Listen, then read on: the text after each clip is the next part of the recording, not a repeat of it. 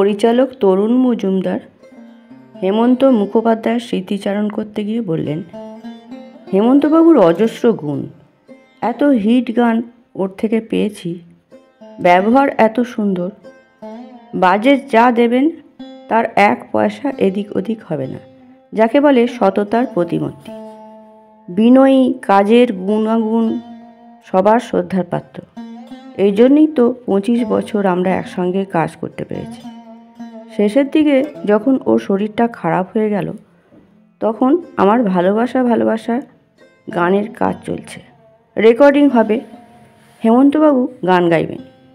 কিন্তু প্রথম দিন ওর গলাটা ভালো ছিল না। আমি বললাম, আরেকটু রেস্ট নেবেন, কেননা আমারও আউটডোরের কাজ এগিয়ে আসছে। উনি বললেন, হ্যাঁ ঠিক আছে। 3 দিনের দিন উনি এক ভদ্রলোককে নিয়ে আমার অফিসে এসে হাজির। বললেন, একে একটু দেখুন তো, এই গানটা ভালোই গায়, ভাবছি একে দিয়ে যদি গানগুলো গাওয়াই। সেই লোকটি হচ্ছে শিবাজি চট্টোপাধ্যায়।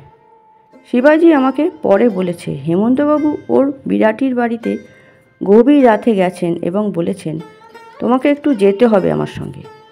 এই কম্পিটিশনের ওয়ার্ল্ডে যেখানে কেউ কাউকে জায়গা ছাড়তে চায় না, সেখানে ওই স্ট্যাটাসের একজন মিউজিক ডিরেক্টর শতপ্রবৃত্ত হয়ে আর একজন আর্টিস্টের বাড়িতে গিয়ে তাকে টেনে নিয়ে এলেন ছবিটার ভালোর জন্য।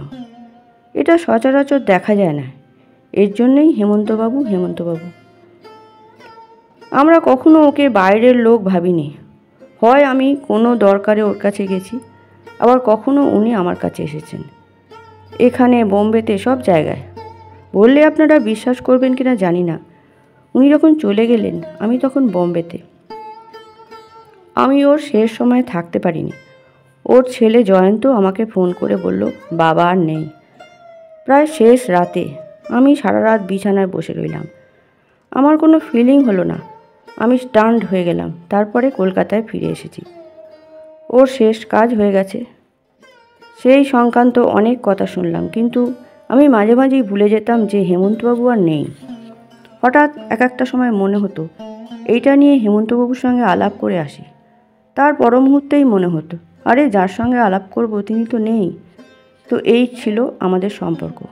এইভাবে 25 বছর 25টা ছবি ওর সঙ্গে করেছি।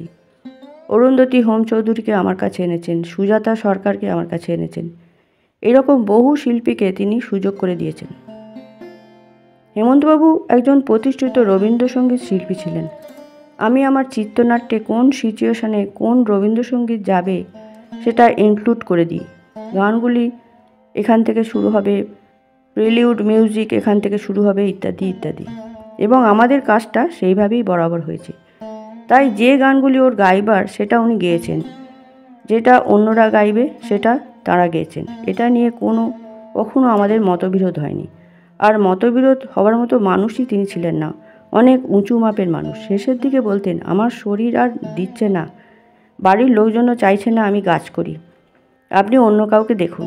আমি বলতাম, না হেমন্তবাবু, আপনাকেই করতে হবে। আর বাড়ির লোকের আপত্তি সত্ত্বেও আমি দেখতাম যে যখনই আমি জোর করেছি, যখনই হারমোনিয়াম নিয়ে বসেছেন, তখনই যেন জীবনী শক্তি ফিরে পাচ্ছেন। এখনও মনে মনে আমি ওকে শ্রদ্ধা করি, এখনও উনি আমার মনের মধ্যে বেঁচে আছেন। নমস্কার।